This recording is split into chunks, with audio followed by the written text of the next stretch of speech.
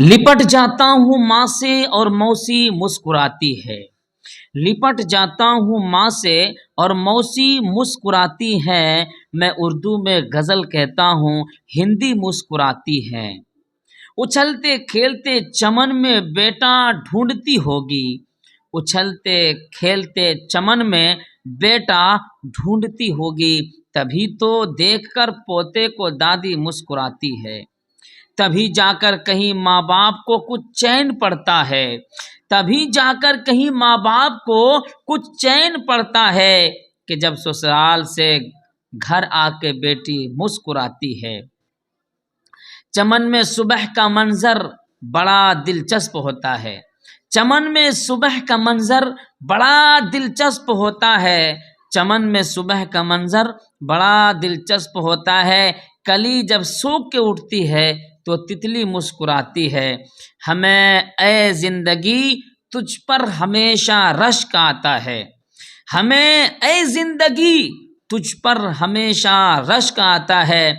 مسائل سے گھری رہتی ہے پھر بھی مسکراتی ہے، مسائل سے گھری رہتی ہے پھر بھی مسکراتی ہے، بڑا گہرا تعلق ہے سیاست سے تباہی کا، بڑا گہرا تعلق ہے سیاست سے تباہی کا،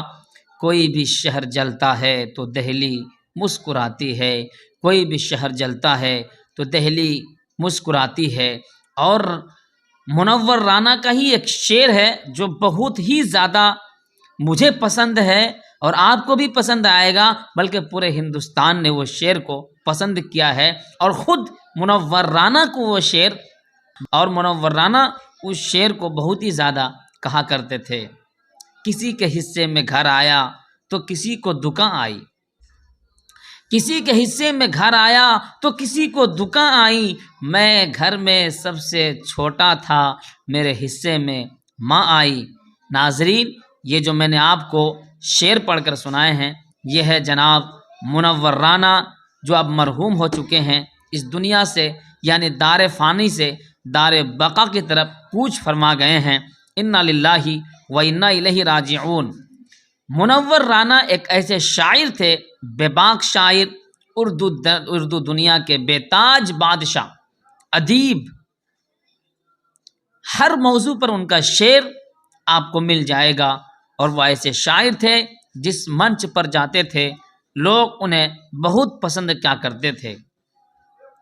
جس اسٹیج پر وہ جاتے تھے لوگ انہیں بہت چاہت کے ساتھ اور محبت کے ساتھ انہیں بلاتے تھے، جن کو دنیا منور رانا کے نام سے یاد کرتی ہے۔ کچھ دنوں بیوادوں میں بھی گھرے رہے، اس کے بعد بیماریاں آپ لاحق ہو گئیں، اس کے بعد آپ دنیا سے چلے گئے۔ دوستو، بزرگوں، ہم سب جو ہے منور رانا صاحب کے لیے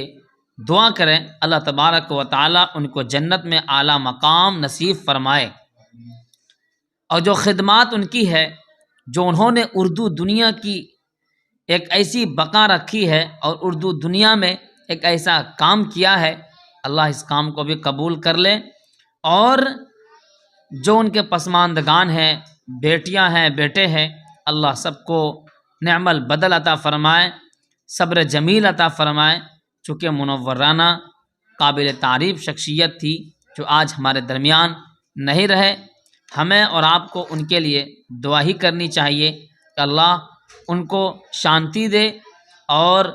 انہیں جنت میں جگہ عطا فرمائے، ان کی مغفرت کریں۔ ہم سب ان کے لیے دعا کریں، اس لیے کہ منور رانا کسی تعارف کا محتاج نہیں ہے۔ جب دنیا سے کوئی انسان جاتا ہے نا، چاہے وہ کتنا ہی بڑا کیوں نہ ہو، چاہے وہ کوئی شاعر ہو، کوئی بادشاہ ہو، کوئی وزیر ہو، کسی کارخانے کا مالک ہو، کوئی بھی ہو، جب وہ دنیا سے جاتا ہے تو ہمیں ان کے اچھائیوں کو بیان کرنا چاہیے کہ ان کے اندر کون سی بات اچھی تھی، وہی بیان کرنی چاہیے، نہ کہ ہمیں ان کی برائیوں کو تلاش کر کے ان کے برائیوں کو گننا چاہیے اور سوشل میڈیا پر اپلوڈ کرنا چاہیے۔ ناظرین، ہمیں صرف ان کی اچھی باتوں کو لینا ہے، ان کے اچھائیوں کو لینا ہے کہ ان کے اندر کیا اچھائیاں تھیں، کیا بھلائیاں تھیں، ہمیں وہی سب لے کر کے بیان کرنے کی کوشش کرنا چاہیے۔ منورانہ ہمارے درمیان نہیں رہے، ہم سب کو اس کے لیے دعا کرنی چاہیے۔ اللہ تبارک و تعالی ان کی مغفرت فرمائے اور ان کے گھر والوں کو صبر جمیل عطا فرمائے۔ اللہ تبارک و تعالی سے یہ دعا ہے کہ منور رانا کے قبر میں راحت و سکون عطا فرمائے۔ دوستو، منور رانا کی شاعری اور وہ ماں پر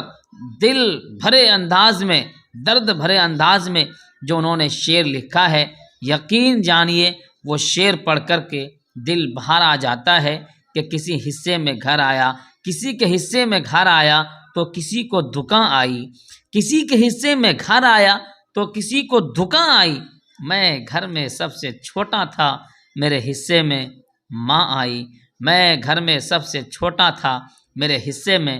ماں آئی۔ ناظرین، آج کی ویڈیو یہیں تک، پھر ملیں گے ایک نئی بات کے ساتھ، ایک نئی چیز کو لے کر۔ جب تک کے لیے دیجیے اپنے دوست محمد بلال قاسمی کو وداع۔ السلام علیکم ورحمۃ اللہ وبرکاتہ۔